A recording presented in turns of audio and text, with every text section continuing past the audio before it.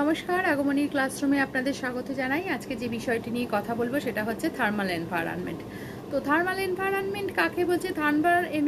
Thermal environment বলতে বোঝায় যে একটা নির্দিষ্ট পয়েন্ট থেকে কতটা হিট ট্রান্সফার হচ্ছে, অর্থাৎ একটা সিস্টেম থেকে আর একটা সিস্টেমে কতটা পরিমাণ হিট ট্রান্সফার হচ্ছে সেটাকে বোঝানো হয় থার্মাল এনভায়রনমেন্টের মাধ্যমে।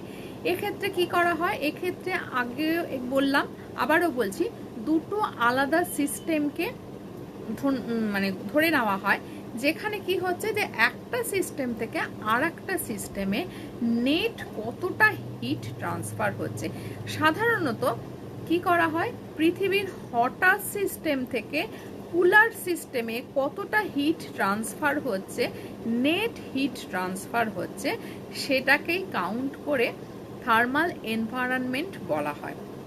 তো আবারও একবার বলছি, তাহলে থার্মাল এনভায়রনমেন্ট বলতে আমরা কি বুঝি?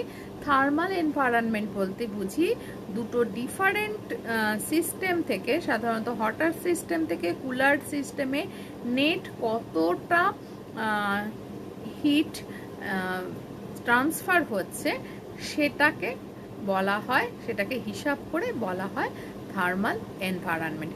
তো আজকের এই বিষয়টি যদি ভালো লেগে থাকে অবশ্যই লাইক, কমেন্ট, শেয়ার করবেন।